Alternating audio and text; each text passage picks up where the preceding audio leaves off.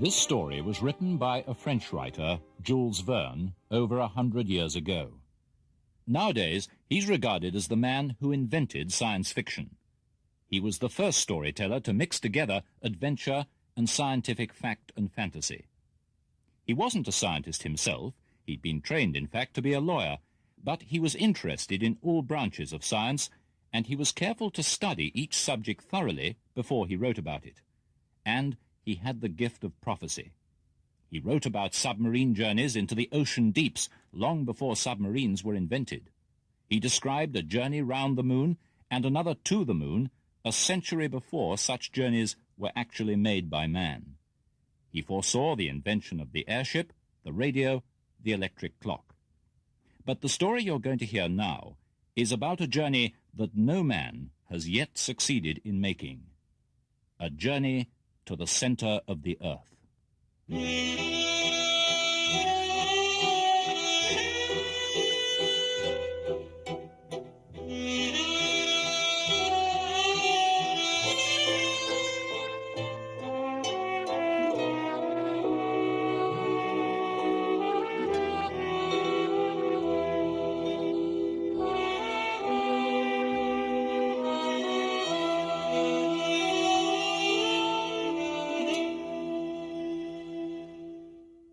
It seemed just an ordinary sort of Sunday morning.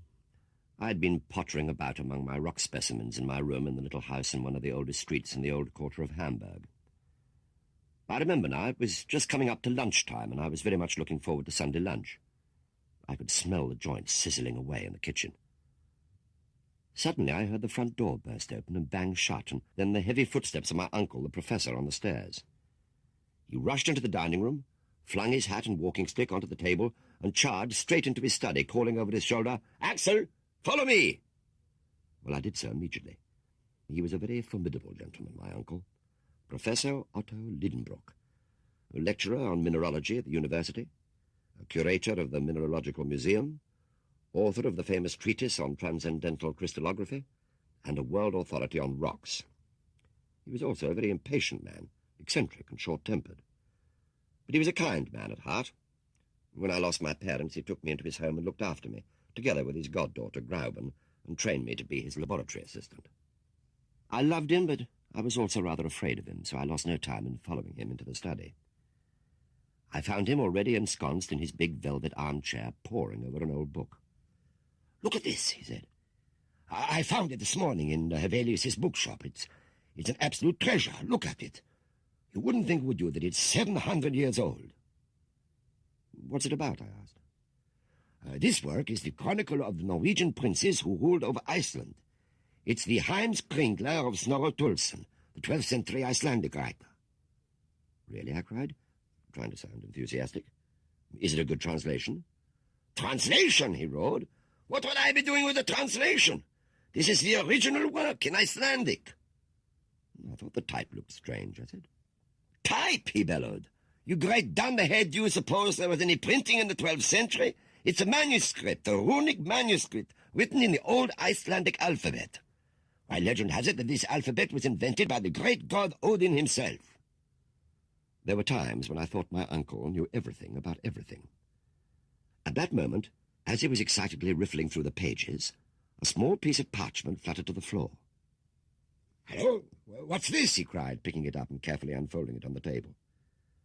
A dirty piece of parchment about 5 inches by 3 with a few lines of completely unintelligible script. We stared at the writing for a few moments. "Yes, these are runic letters, all right," said my uncle. "They're identical with those in the book. But what on earth do they mean? I can't make head nor tail of them. Yet they must be old Icelandic." He bent over the parchment, muttering to himself. A moment later there was a knock at the door, and Martha, the cook, put her head round and said, "The soup's ready, sir." "To hell with the soup," my uncle shouted, "and to hell with her that made it." Martha disappeared immediately. I ran after her, and hardly knowing how I got there, found myself sitting at the dining table. There were only 2 of us. Grauben was staying with some relations of hers for a few days. We waited several minutes. I was desperately hungry, and there was no sign of the professor, so Martha served the meal, and we ate heartily. "I've never known such a thing," said Martha. "The professor not at table for Sunday lunch? It means something serious is going to happen. Well, luckily for us, it didn't happen until we'd finished our meal. I just swallowed the last delicious mouthful when that stentorian voice summoned me back to the study. Axel!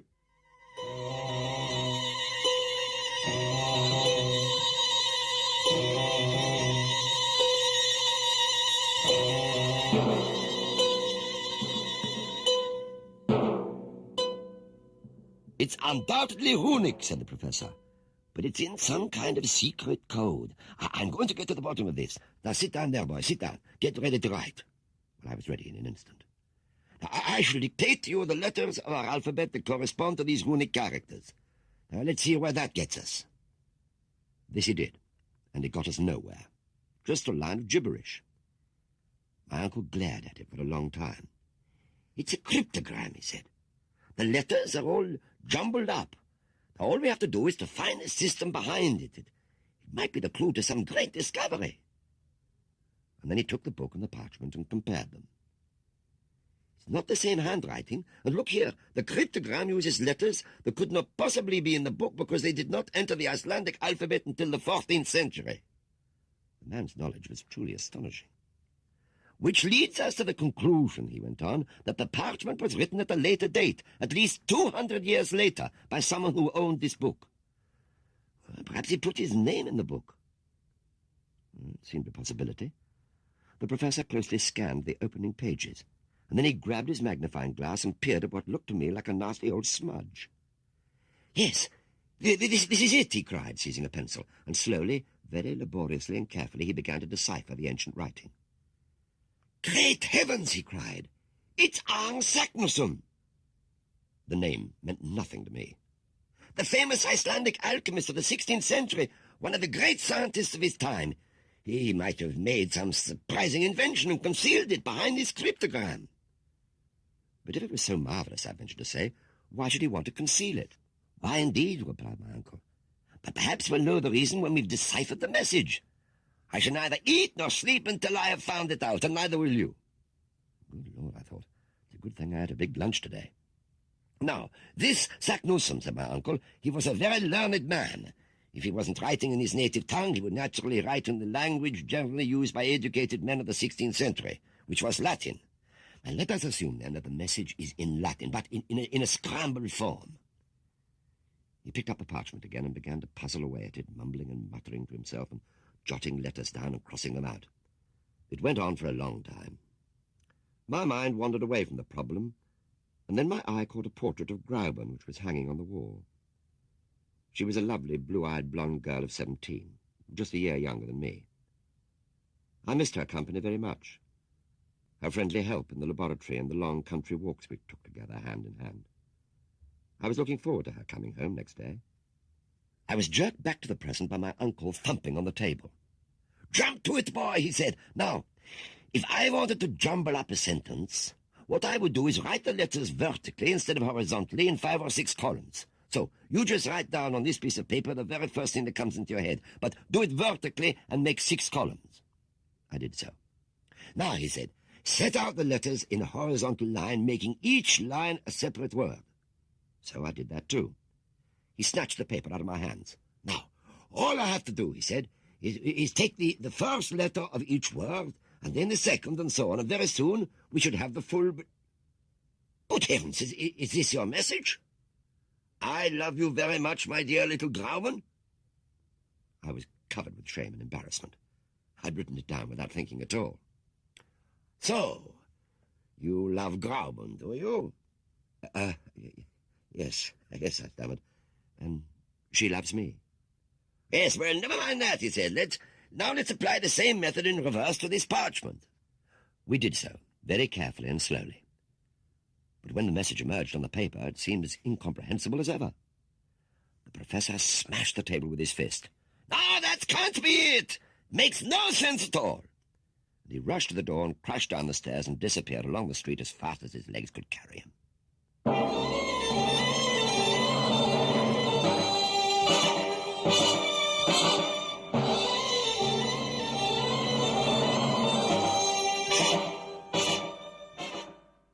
Where has he gone? Said Martha, running from the kitchen. Oh, I don't know, I said. All I know is that he says that he won't eat anything, nor will anyone else in this house, until he's deciphered some old scrawl which is absolutely indecipherable. Goodness gracious. You mean we'll all have to starve to death? Looks very like it. He's a very determined man, my uncle. He did not come back for many hours. I did a little work in the laboratory and then wandered back into his study and stared a long time at the series of letters that I'd written down. I tried grouping them in all kinds of different ways, but none of them led to sense. My brain grew fuddled with the effort after a while, and I sat back and found my face with the paper. And then my eye suddenly caught a perfectly legible Latin word when the back of the paper was towards me. The light dawned. My uncle had been right about the language and the system of the code. All it needed was to be read backwards. I was so excited by the discovery that I had to walk round the room several times before sitting down to spell the message out. And when I did, the message was clear enough, all right. But it was also very clear to me what it would mean.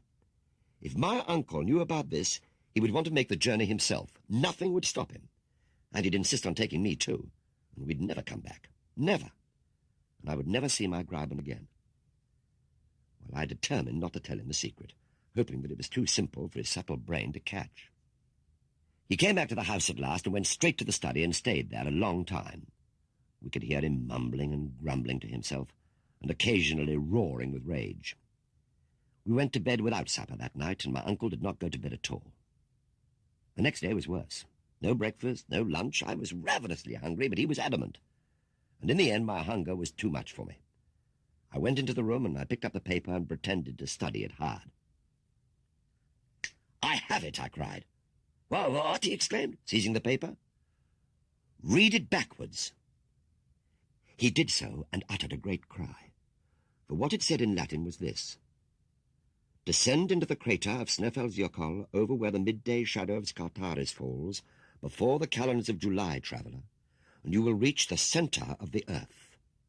I have done this. An Saknussum." The professor was overjoyed. He danced round the room for several minutes, and then he fell back into the armchair. "The centre of the earth," he said. What time is it now?" 3 o'clock. "Is it indeed? Time for something to eat, then. And after that?" "After that?" "You can pack my box." "What, straight away?" I exclaimed. "Yes, and your own as well."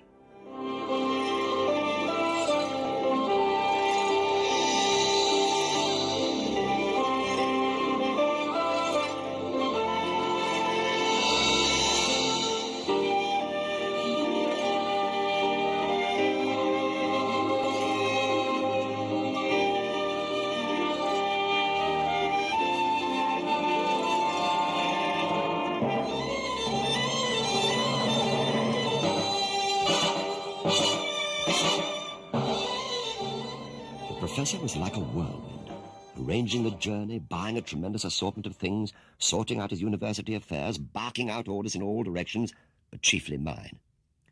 Well, I did all I could to persuade him to give up the idea, but he crushed my every argument like a steamroller. He worked it all out.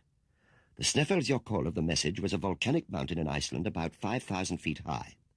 The volcano was said to be extinct, or at any rate it hadn't erupted for 600 years or so. The other strange name in the message, Skartaris, was the name of a neighbouring summit.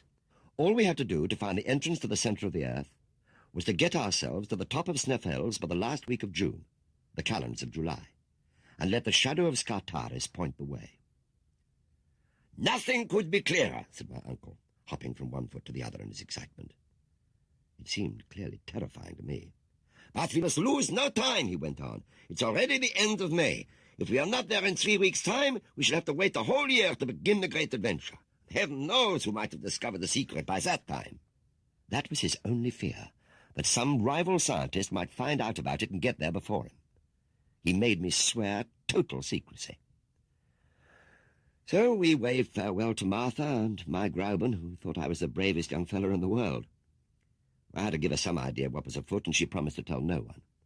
Then, with our astonishing array of boxes, rope ladders and grappling irons and pickaxes, water bottles and biscuits and meat extract, scientific instruments of every kind, guns and gunpowder, a medicine chest, spare boots and maps and money, provisions, it seemed, for every possible emergency, with all this luggage, we made our way to Copenhagen. The journey was a nightmare to me. Every night I dreamt of falling down a dark and bottomless pit into a sea of boiling metal. Every day I hoped something might happen to halt our progress or delay it or change my uncle's mind, but nothing came to the rescue. My uncle went straight to the harbour and found a Danish schooner loading for the voyage to Iceland. We had to wait 5 days before she sailed, and every day my uncle took me to the top of the highest church spire in the city and made me look down. "You must get used to it, my boy," he said. I think I did a little, but it made the nightmares more vivid than ever. I had my revenge, though, on the voyage. I found that I could actually enjoy the rough Atlantic waters, while my poor uncle was very sick indeed and spent the entire voyage in his cabin. But once on dry land again, at Reykjavik in Iceland, he was all bustle and confidence once more. He hired horses and a guide, a big, strong, silent man called Hans, a man of stolid, unshakable calm. And then we set off on the long march round the coast of the mountain. We could see Snæfell from a long way off, rising steeply from the sea and dominating the prospect. My uncle's excitement mounted as we approached, and so did my despair. It was a long, hard slog to the rim of the volcano. We had to hire local porters to carry the boxes, but at last we got there. It was late, 11 o'clock at night, but I saw the midnight sun low on the horizon before I fell into one of the best sleeps I'd had for ages.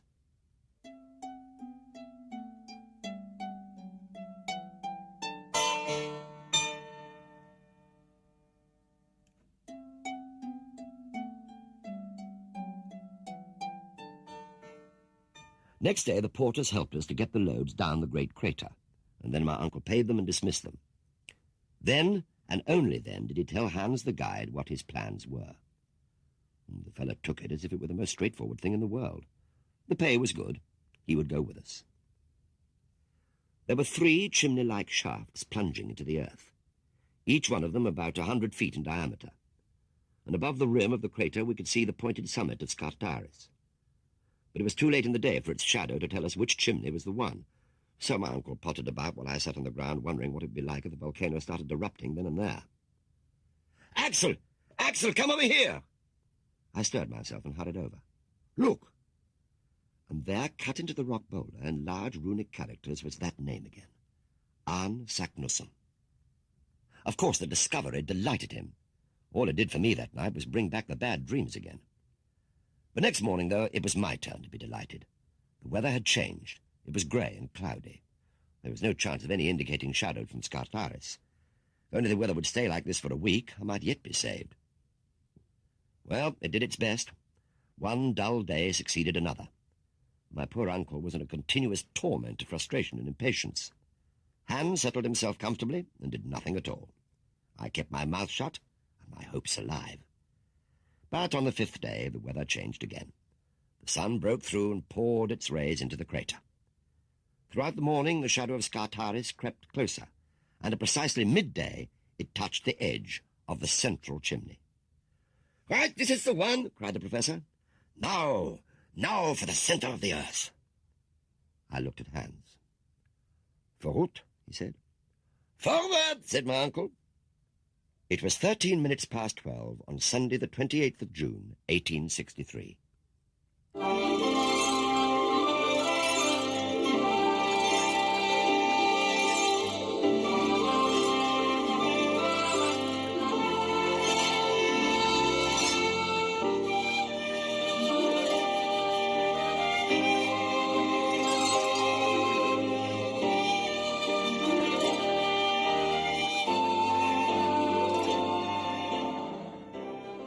Now for the real journey.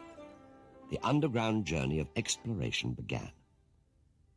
I would still, I must confess, have liked to have found some reason for turning back, but I was shamed into silence by Hans the guide, who seemed completely unconcerned, and so I walked across to look into the central chimney. As I said, it was about 100 feet across. I held on to a firm rock on the edge and looked over. It was a void, a great black emptiness with sides that seemed almost sheer and no sign of the bottom. I felt my head begin to spin as I fell victim to the fatal fascination of great heights. I must have been on the point of falling in when a firm hand grasped me and pulled me back. It was Hans. Clearly those lessons on the church spire in Copenhagen had been of little use. While I sat there recovering, I watched my uncle uncoiling a 400-foot rope. He dropped one end into the abyss and let about 200 feet run out. And then he looped the center of the rope over a large boulder. "It's quite simple," he said. "It's a trick the alpine mountaineers use. You just lower yourself down, holding onto both strands of the rope, and then when you're nearly at the end of the rope, you find a convenient ledge, you let go of one end of the rope, and you haul it in. Then you repeat the process and go on downwards. It's absolutely safe, if you don't let go." "Well, what are we going to do about all the baggage, though?" I asked. "Ah, that's simple, too," he replied. "All the fragile stuff will go down on our backs, and all the rest, clothes and ropes and the like, go down by themselves." "What do you mean, Uncle?" Instead of answering, he showed me. Everything that was not breakable was tied into a single big bundle, and then he simply picked it up and threw it down the hole. I watched in horror. It seemed an age before a distant thud announced that it had reached the bottom. "Right, our turn now," said the professor. I think this was the first time that I gave myself up for lost. Hans went first, Uncle second, and I came last, clinging to the doubled rope like grim death and scrabbling about with my feet to find ledges and take the strain off my arms. It was slow going at first, but gradually I gained in confidence and even began to enjoy it a little. It was hard work, and we were all concentrating. No one talked. Just occasionally Hans said, "Be careful here. The rock's loose." For the rest, the only sound was our panting and the clatter of dislodged pebbles. The alpine technique with the rope worked perfectly. Gradually, as we descended, it grew darker. The sky above seemed further and further away. The chimney was getting narrower. We climbed steadily, only resting while the rope was being hauled in. It works all right for going down, I thought, but how on earth would we ever get up this way again? I was counting the rope lengths. I was halfway down the rope for the 14th time when I heard a cry from Hans below me. I slithered down quickly and landed with a bump at my uncle's feet. "Well, we've arrived," he said. "Where?" "At the bottom of the chimney." "Is there any way on ahead?" I asked. "Oh, yes," he said. "I can just make out a slanting corridor away to the right. We'll investigate that tomorrow. Now we will eat and then sleep." "Oh, it wasn't too bad, Uncle, when you get used to it, was it?" I said. "No, Axel," he replied, "but we haven't really started to go underground yet." "What?" I cried. "No, you see, we descended to about 2,800 feet, and that's exactly how high we were above sea level when we started. So we're only at sea level now. Tomorrow we start to investigate the Earth's crust." With that comforting thought, I turned over to sleep. But just before I dropped off, I looked straight up and saw a star shining high above. By my calculations, it must have been Ursa Minor.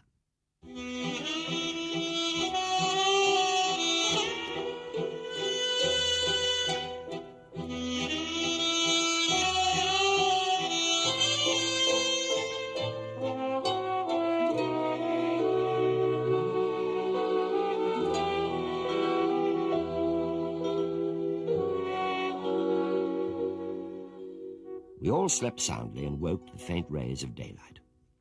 "Well, first of all," said my uncle briskly, "we must find that bundle we posted ahead of us." Yes, I'd forgotten all about that. But after a few moments we discerned it, caught on a ledge just above us, and Hans clambered up like a cat to retrieve it. "Now for breakfast," said my uncle. We washed down our biscuits and meat extract with a few mouthfuls of water mixed with gin.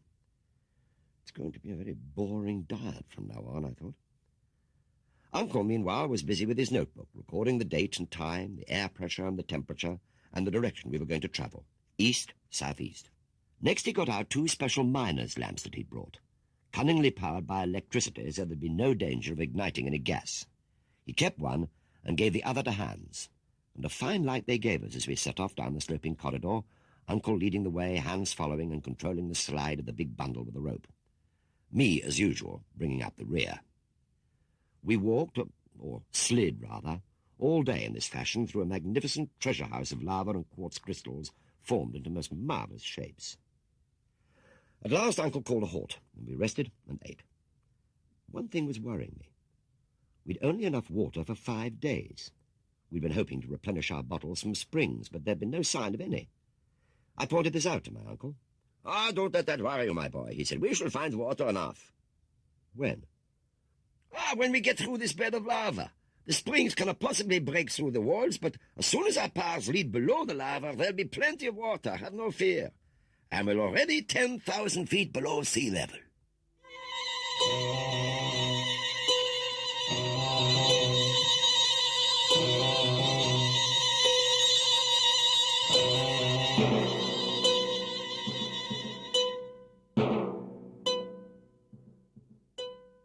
Next day we continued down the sloping ramp until just after midday we reached a point where we had a choice of 2 ways onward, both of them narrow. And which was the right one?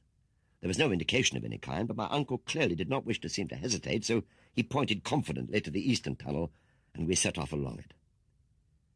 Now the slope was very slight indeed, and the tunnel was very narrow in places and low, so that we had to crawl and wriggle through. And then it grew larger again, and we made good progress. But there was still no water. We didn't seem to be descending much. It was the same the day after, too. The way was almost level and sometimes uphill even. I grew very tired after a few hours of this, but had to keep going because they had the lamps and I had no wish to be left alone in the darkness.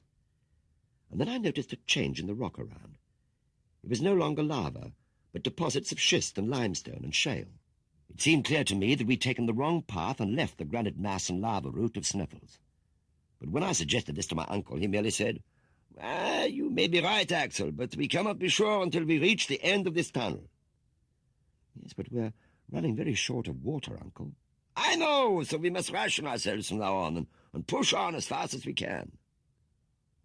All next day we walked on without a word spoken.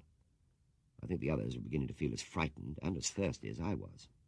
And the same the next day, until evening, when we suddenly came upon a wall completely blocking all further progress. Well, so much the better," cried my uncle. "Now at last we know we're not on Saknusson's road, so we'll go back and take the other one."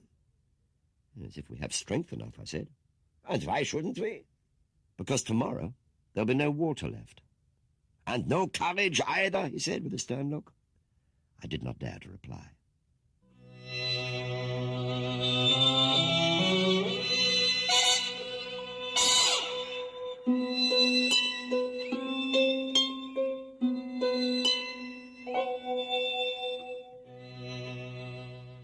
I don't think I shall ever forget those next 3 days as we struggled laboriously back the way we'd come.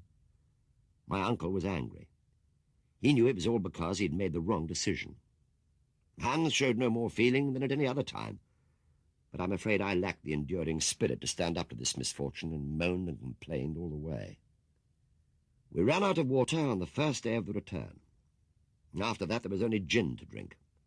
I couldn't bear the taste of the fiery stuff. I fell to the ground several times and hoped they would leave me there to die in peace, but each time they patiently revived me and got me moving again, and at the end of those 3 terrible, interminable days we found ourselves back again at the place where we'd gone wrong. Well, I could only lie there and moan through my swollen lips until I fell into a doze. I came to some time later with my uncle's arm around me. "Oh, my poor child," he murmured. I was very touched. It was completely against the character of the stern professor to display such affection. And then, to my amazement, he raised a flask to my lips. "Come, drink," he said. I looked at him stupidly, failing to understand. "Drink this, it's water." And he raised it to my parched lips. It was only a mouthful, but it was blissful. I could feel the wish to live surging back into my body. "Thank you, Uncle. Thank you. I saved it for you," he said. "It was the last I had." I was more moved than I could say. "We'll go back home now, Uncle, won't we?" I croaked. "Go back? Just when success is assured?" "Never," he replied. Then we'll all die down here." "No, Axel, no. You must go back and Hans can go with you, but I shall stay and continue the journey." "Oh, you can't go on alone." "I started this journey and I mean to finish it or die in the attempt." "But there's no water, Uncle." "Now, listen to me, Axel, my boy. While you were lying here unconscious, I went and looked at the other route. It plunges straight down into the bowels of the earth. In a few hours, I promise you, it will bring us to the granite mass, and there we'll find water in abundance. Now, nobody knows more about rocks than I do, and I am absolutely sure of it. Now, listen to my proposal. You know that the great navigator Christopher Columbus asked his crews for just 3 more days to reach land. And those men, though they were sick and terrified, granted his request. And in those next days, they discovered the new world. I am the Columbus of these subterranean regions. I ask you only for 1 more day.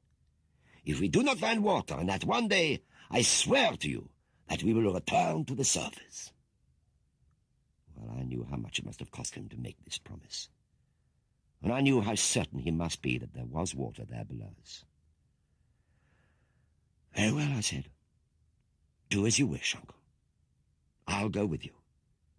And may God reward your strength of purpose."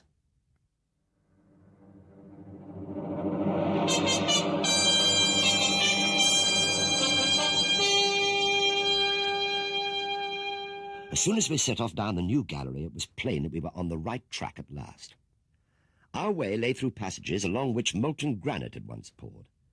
And then we came to beds of schist and gneiss and mica schist. It was a massive, wonderful laboratory, glinting and sparkling in the lamp beams. Towards evening, this gave way to duller walls of hard granite. I'd been so fascinated by the display of minerals that for a while I forgot my thirst, but now the torment returned. My uncle strode untiringly on, listening for the murmur of water. But there was nothing. I staggered after them for as long as my strength held out, but in the end I collapsed unconscious. I don't know how long I slept, but I remember coming to, or half coming to, and hearing noises, and then seeing the rays of a single lamp, and I was aware that Hans the guide was leaving us. Was he betraying us now? It seemed incredible. But what was he doing? He set off alone down the passage. Had he heard something? My mind was feverishly clutching at these thoughts when I became unconscious once more. It must have been a long time before I was wakened again by the sound of Hans returning. He went to my uncle and shook him, and then I heard the word that I had been longing for. Water. "Water," said my uncle. "Where?" "Down there." We were on our way again in no time, stumbling and half running down the corridor of rock. After half an hour we could see no water, but we began to hear a low rumbling sound like thunder in the distance, and it grew louder as we pushed on. "It's a torrent," said my uncle, "an underground river somewhere nearby." The sound was clearly coming from behind the wall of granite to our left. I ran my hand along the rock, but there was no moisture. Hans made us rest while he found the point on the wall where the noise was loudest, and then he took the pickaxe and he set to work, like a coal miner on the rock. His strength, after all the effort and suffering of the past few days, was amazing. He worked steadily, hacking a hole in the granite, and the roaring sound grew louder. Suddenly it turned to a fierce hissing, and a jet of water shot through and broke against the wall opposite. Hans let out a cry of pain, and I understood why when I plunged my hand into the jet. The water was scalding hot. "Don't worry, it will cool down," said my uncle. "We just have to be patient, just patient a little longer." The corridor filled with steam, and a stream was forming and running down ahead of us. Soon we were able to drink, a little at first, and then in great ecstatic gulps. I drank without stopping, without tasting even. "Look at it, Uncle. It's got iron in it." It's obviously got a high mineral content. Very good for the digestion." When we'd drunk enough, we filled our water bottles and flasks and wondered how we could stop up the hole again. "But why should we want to stop it up?" my uncle asked. I could think of no good reason. "Let's allow the water to run. It will guide us down and be a constant source of refreshment on the way." "And with this to help us," I cried, "there's no reason why the expedition shouldn't be successful after all." I slept more soundly than I'd done for many days.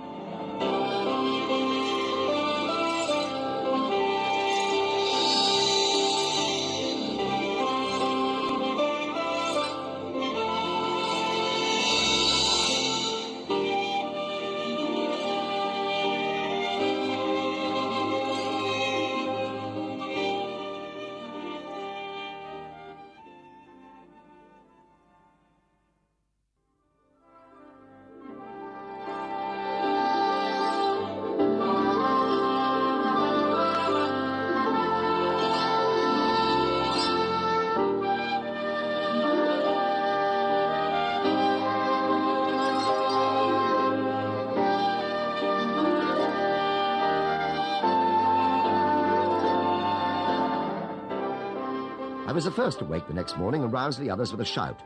"Come on, let's start." The tunnel was twisting, but led towards the southeast. At every turn, my uncle consulted his compass and noted any change of direction. There had to be no mistake about exactly where we were for the learned account that he would write when he returned to the world. And all the way there was the reassuring rumble of the stream.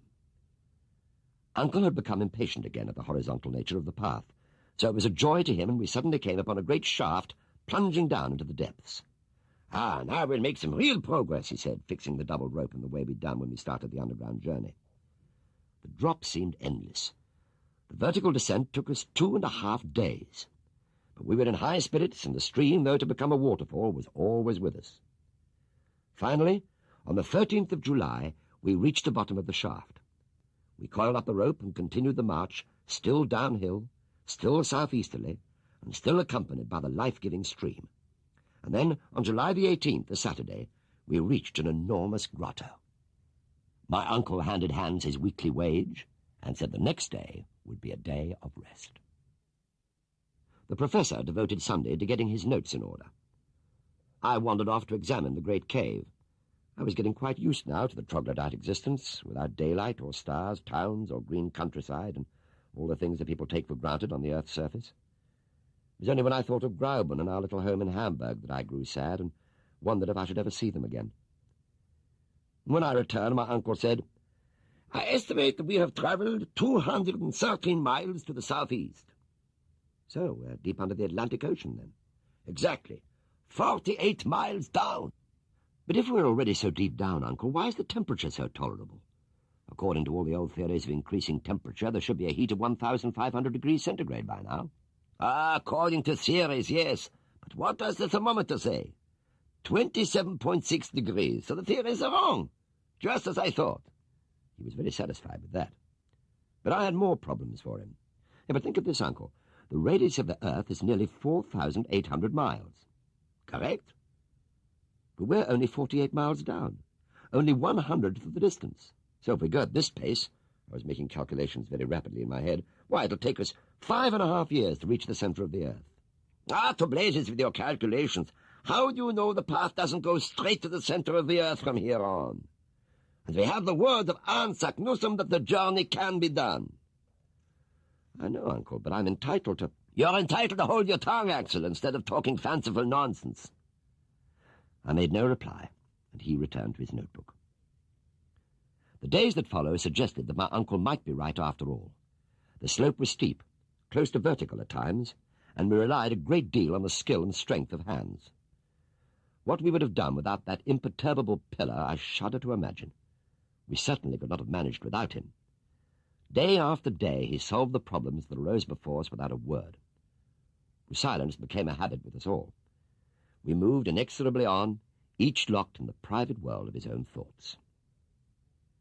One day, August the 7th it was, I had one of the lamps and was forging on ahead of the others, walking almost automatically. The slope was gentle and easy. I can't remember what I was thinking about, but I can remember very vividly suddenly stopping and thinking how silent it was. I was absolutely alone.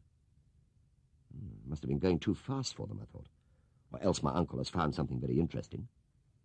I wasn't worried at first. I just turned round and set off back to meet them. But after 15 minutes or so, with still neither sight nor sound of them, I called out at the top of my voice.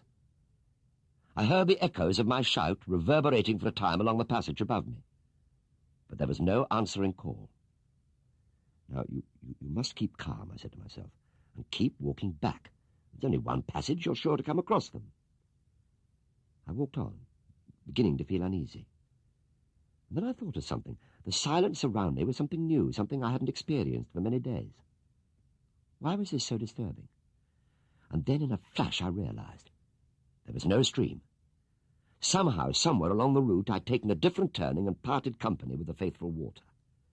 I was utterly alone, buried alive miles down in the earth with no companions and no food and no water.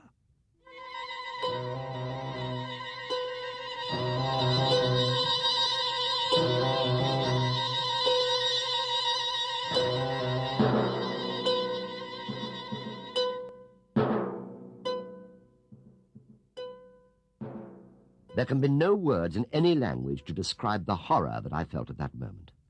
I was in despair. Total, hopeless despair. There seemed no chance of escape or of rescue. If I'd so easily taken a wrong turning, how many might there be? I could be in a labyrinth of alternative ways. And how could I hope to guess where my companions were? Well, no doubt they'd be looking for me, but where? Lower down somewhere, perhaps, assuming that I'd gone on along the right path, or somewhere back there in the silent darkness, trying to work out where I'd gone wrong. How could I tell? And how long could I hope to retain strength enough to carry on without food or drink? Well, I gave way to despair and crouched against the comfortless granite, dry and unyielding. I don't know how long I lay there, abandoned to my terrible fate. But when my consciousness came back, my ear, pressed against the rock wall, seemed to pick up a distant, tiny sound. It's a hallucination, I thought. It cannot be possible. But even so, my senses were immediately alert again, and I pressed hard to the wall, listening. And then I heard it once more, clearer this time, the sound of human voices, though coming from a long way off. I let out a great cry. Help! And then again, help! Slowly the echoes died away, and I strained to listen. It seemed an age. And then I heard my uncle's voice with absolute clarity. Axel, my boy, where are you? Then I realized that through some chance in the shape of the tunnel wall, it was carrying sound over a great distance. The secret was to speak very close to the wall. I'm lost, uncle. I have lost the stream. Another long silence, and then, my poor boy, do not despair. We can hear each other now, and soon we will be together again. But first, I said, we must know how far we are apart. You have your chronometer? Yes. Well, take it and say my name and note the exact second when you speak. As soon as I hear it, I will repeat the name. And when you hear my reply, note the exact second again. The time will tell us how far we are apart. Carefully, we carried out the plan. Axel, the total time was 40 seconds, which means that the sound took 20 seconds to travel between us. And so there are just under 4 miles separating us. 4 miles? That is not so far, my boy. But should I go up or down? Down. I'll tell you why. We are in a huge cavern, and many passages lead into it. I believe all the passages in this area radiate from here. So if you proceed downhill, you must find us. Very well, Uncle. I'm setting off now. Goodbye. Au revoir, Axel. Au revoir. And so I set off once more, stumbling and staggering where the path was steep, almost running when it levelled off. And then it grew steeper, but I still hurried, tumbling rather than walking. I had no longer the strength to stop myself. All of a sudden, the ground disappeared from under my feet altogether, and I plunged down a vertical shaft, bouncing off the wall, completely out of control.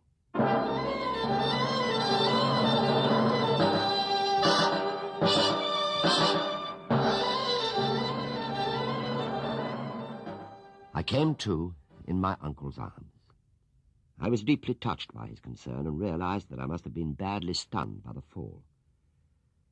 I still felt weak. My head was bandaged. I was lying very comfortably on a thick travelling rug. The cavern was very splendid, decorated with magnificent stalagmites with a floor of what seemed to be fine sand.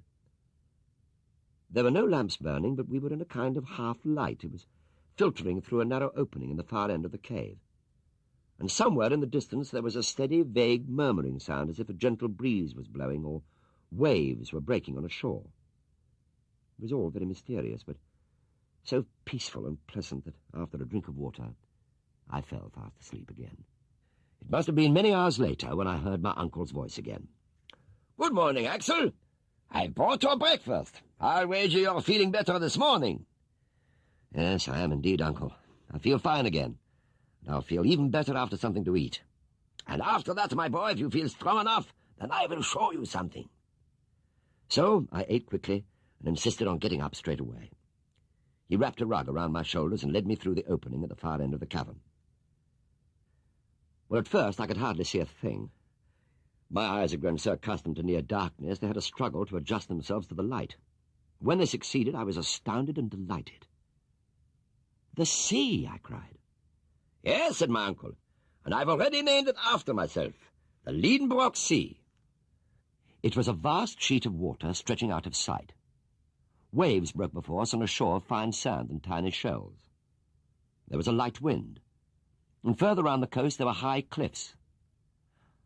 And all this I could not see by the light of the sun or the moon, but by some clear, bright whiteness like an aurora borealis. I gazed at it all in wonder and silence. "Ah, the place is full of marvels," said my uncle. "Along there is a great forest of giant mushrooms, and beyond that all the flora of the secondary period of the world, the transitional period. And not just the flora, for I've already found the bones of great animals long extinct on the surface of the earth. We've travelled not only deep into the earth, but deep into time as well, back to an earlier stage of the world's history." I looked rather anxiously along the shore for any signs of primitive creatures on the move, but saw none. "How wide is this sea, do you suppose?" I asked. "I don't know, but I mean to find out. That invaluable fellow Hans has got some timber and is already building a raft. Tomorrow we set sail on the Lidenbrock Sea." The raft that Hans built was 10 feet long and 5 feet wide. It was made of lengths of semi-fossilized conifers, bound together by ropes. The mast was firmly set in, and the sail was one of our travelling rugs. Next morning, August the 13th, we loaded our provisions, including a large stock of fresh water, set sail, and cast off. Hans stood at his improvised tiller. The wind was blowing steadily from the northwest, and we sailed easily and rapidly before it. As our little strip of sandy beach receded, my uncle said that he would call it Port Axel on his map, in my honour. "Well, I have a better idea," I said. "Oh, what's that?" "Let's call it after Grauben. Port Grauben." "Very well, then, Port Grauben it shall be." Very soon we were out of sight of land. My uncle reckoned the sea might be as much as 70 or 80 miles wide, but it was only a guess. We had no real idea. He made me keep a careful log, noting our direction and speed and the distance sailed. We cruised along before the wind steadily and peacefully. High above us there were clouds. Clearly this gigantic place had its own atmosphere and weather, and the strange light was continuous, unvarying from day to night. The next day, Hans fixed a hook on the end of a line, baited it with a piece of salt meat, and cast it overboard. For 2 hours or so nothing happened. We began to think the sea was uninhabited. But then there was a tug at the line. Hans drew it in, and there, firmly hooked, was a struggling fish. "It's a sturgeon," I cried, "a small sturgeon." My uncle examined it closely. It had a flat head, and the front part of its body was covered with bony scales. The pectoral fins were fairly well developed, but it had neither teeth nor tail. "It is distantly related to the sturgeon," the professor said, "but it belongs to a family that has long been extinct on Earth. It can only be found in a fossil state, and it has a peculiarity said to be common amongst fish that live in subterranean waters." "Huh? What's that?" "It is totally blind. More than that, it has no eyes at all." We baited the hook again and resumed our fishing, and in the next few hours caught a considerable number of these creatures. They gave some very welcome variety to our diet. We certainly needed something to keep our spirits up, for though this form of travelling was a great deal less laborious than that we'd grown used to, it grew exceedingly monotonous as day followed day with no change in conditions and no sight of land. We'd sailed more than 200 miles by now, and Uncle was showing signs of impatience. Repeatedly he raised the telescope to his eye and scanned the changeless horizon. "Oh, don't worry, Uncle," I said. "We're travelling very fast." What's the use of that? It isn't our speed, it's the sea. It's too big, and we're not getting anywhere. I want to go down, not along. I didn't come all this way for an outing on the pond." "You must admit it's a very unusual pond," I said. "I don't give a damn for that," he snapped. "This is just a sheer waste of time." But he had no alternative but to contain his impatience as best he could. We tried taking soundings, lowering our pickaxe on the end of a rope. But after 200 fathoms without reaching the sea bottom, we hauled it laboriously up again.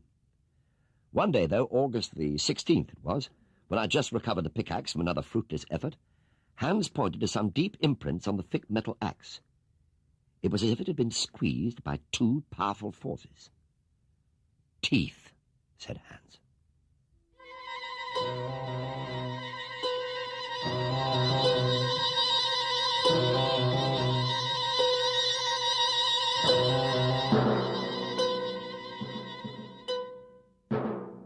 Hans was on watch that night, and we were sleeping when the raft was suddenly shaken by a tremendous jolt. "What's the matter?" cried my uncle. "Have we run aground?" Hans pointed to a dark mass rising and falling about a quarter of a mile from us, churning the waters violently. "It's a colossal porpoise," I said. "Yes, and there's a great sea lizard over there. And look at that giant crocodile. Look at those teeth." We seemed to be in the middle of a herd of marine monsters. Any one of them could have destroyed our little raft and us with it without effort. Our guns were clearly useless. We could only hold tight as the waters around us seethed and boiled. It soon became clear that two of the creatures were engaged in a furious fight. Then that, in fact, there were only two creatures, for one of them had the snout of a porpoise and the head of a lizard and teeth like a crocodile. "My God," my uncle breathed, "it's an ichthyosaurus!" "And what's the other one? That serpent-like beast with a shell like a turtle." "Ah, that's a plesiosaurus." So we were privileged to witness this terrible battle from the distant past. They fought with indescribable fury. There were many moments when I thought the raft was going to capsize.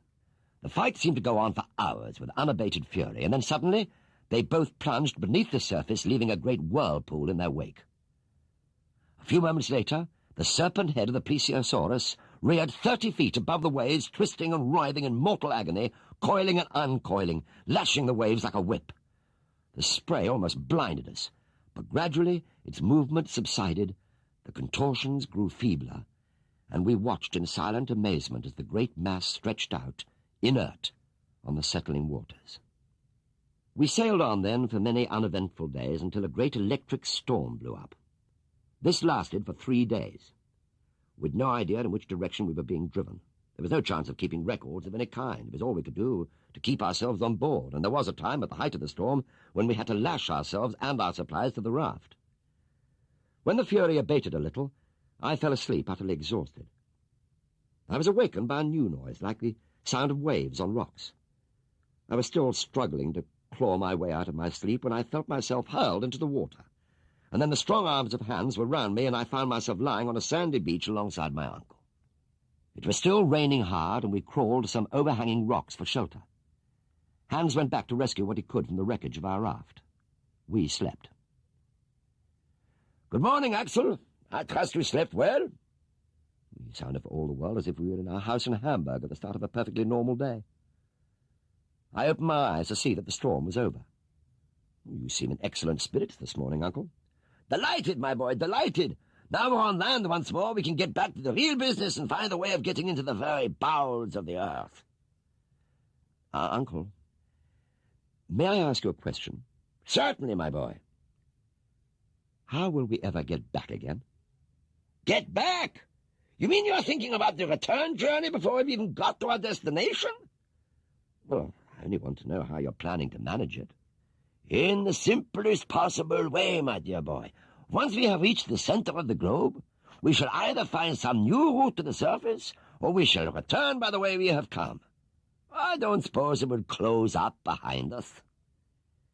He really was the most extraordinary man.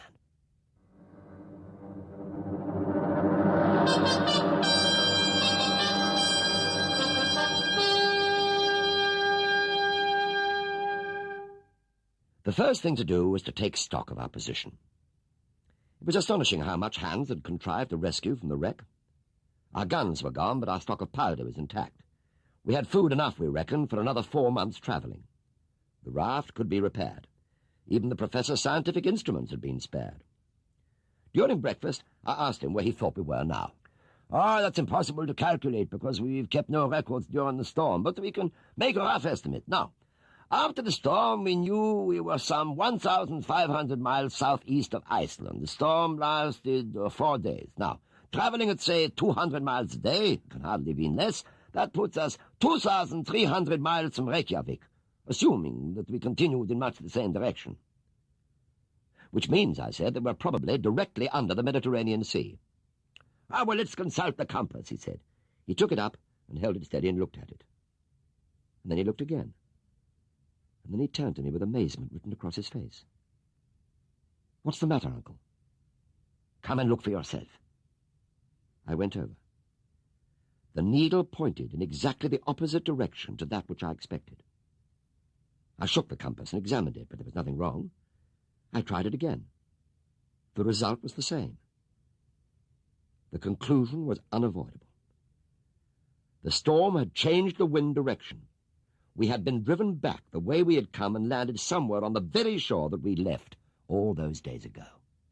At first, my uncle was stupefied by the realization. Then he was furious. But he soon regained control of himself. "So," he said, "fate is playing a game with me, is it? All the elements are in league to foil my purpose. Well, I'll show them who it is they are dealing with. I will not give in. I will not retreat 1 inch. We shall see who will get the upper hand in the end, man or nature." Well, I did all I could to try and talk him out of the idea of undertaking a second voyage, but he'd made up his mind. He ordered hands to prepare the raft and decided in the meantime that he and I would explore the land around us.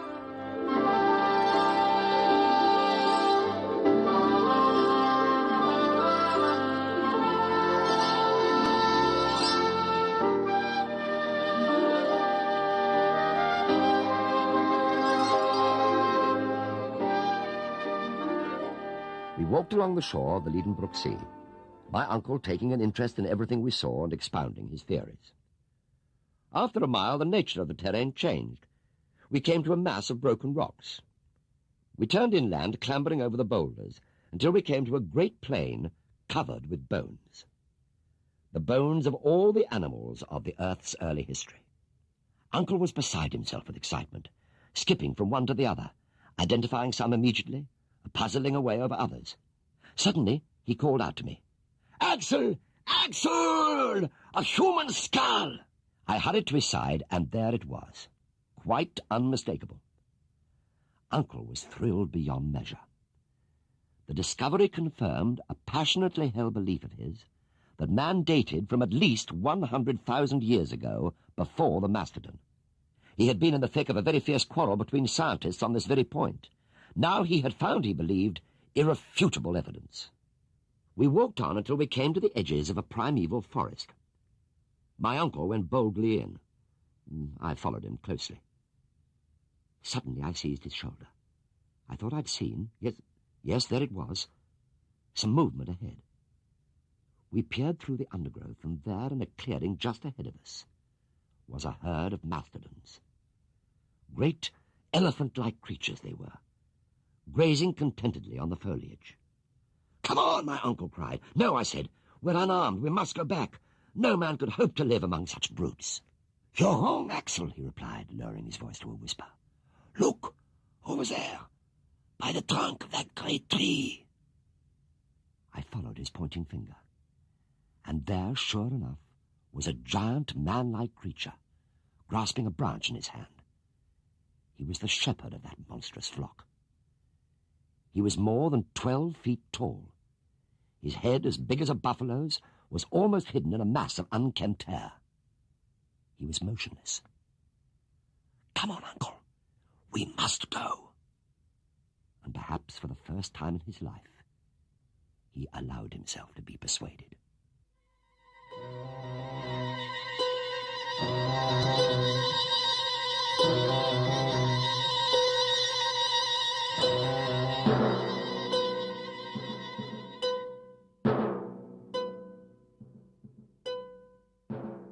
On the way back to the coast, we were both silent, fearful of making too much noise, pondering the marvels that we'd seen. Had it been a man, or was it, as seemed more likely, some distant relation of ours sharing a common ape-like ancestor? We came to the great tumble of boulders again, with the sea beyond. And as we were crossing them, my uncle suddenly veered to the right and scrambled up on a great granite block. He ran his hands over an area where the rock had been scarred and cut, as if it had been carved with a knife. "A.S. A.S., he cried. The initials, A.S. Arn Saknusum. What a genius that man was! He neglected nothing that would point in the correct path for those who followed him." And behind the boulder, we found the entrance to a dark tunnel. We could not investigate, as we had no lamp with us, so we hurried back to the raft, found everything ready, and sailed it along the coast to tie up just beneath the cave. The 2 lamps were lit, and I climbed up ahead of the others. The opening was roughly circular, about 5 feet across. The tunnel itself was smoothly bored, presumably by rocks forced up through some great eruption. But after only a few steps, we found the way ahead blocked by a massive boulder. There was no way round it. "Oh, it must have been brought down after Saknussemm passed this way," said my uncle. "How can we get through? The pickaxe?" No, it would take too long." "Well, how then?" "With the gun cotton, of course. We'll blast our way through." Hans used a pickaxe to hollow out a hole big enough to take the charge of 50 pounds of gunpowder. Uncle and I improvised a slow fuse of gun cotton in a linen tube. By midnight, all was ready. I was desperately eager to carry on, but Uncle ordered a night's sleep first. So it was not until 7 hours later that I clambered up to the cave again to light the fuse. The others waited on the raft. I ignited the train of powder and then ran back to the raft, and we pushed off and put out to sea. The fuse was timed for 10 minutes, and Uncle counted off the time. It seemed endless. "Another 2 minutes to go. 1.5. 1 minute now. 30 seconds. 20. 10. I don't know what happened then. I don't think I heard the noise of the explosion. Suddenly the whole shape of the rocks before us changed. A great pit opened up onto the shore. The sea poured into it, and we were swept along with it, helpless, clinging to the raft for dear life.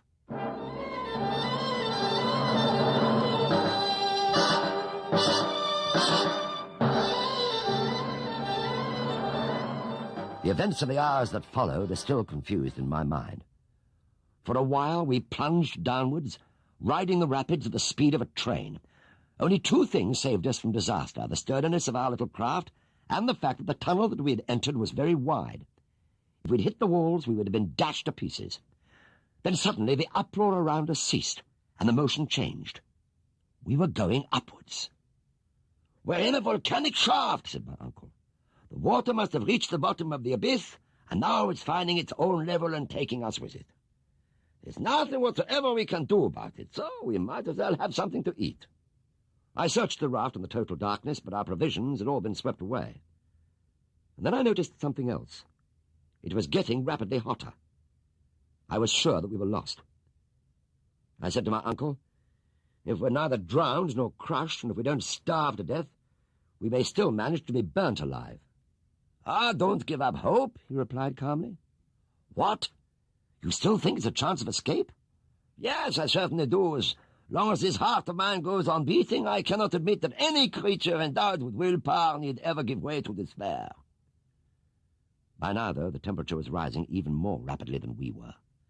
The water around us was boiling. "It must be an earthquake," I said. "An earthquake, eh? Oh, no, I'm expecting something better than that." "What do you mean?"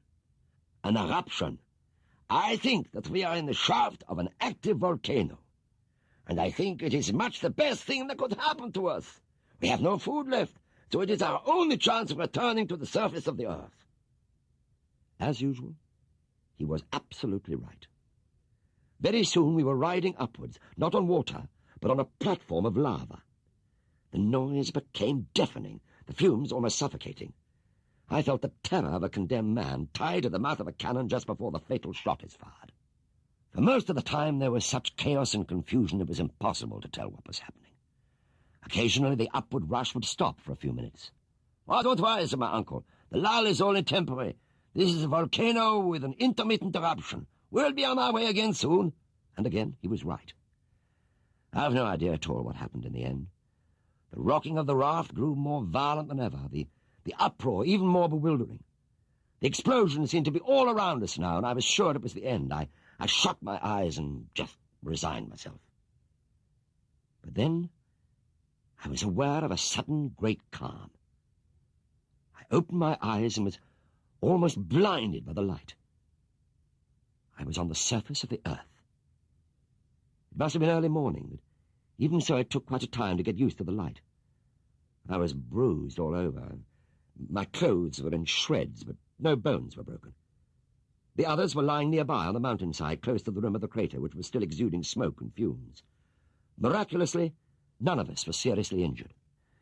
We gathered ourselves together and hurried down towards the valley. Ah, it was marvellous to see the world again, and green groves and fields in the distance and the blue sea. But where on earth were we? We had expected to find ourselves, if alive at all, somewhere in the far north. Clearly, the odd behaviour of the compass, caused, as I now believe, by that great electric storm, had completely misled us.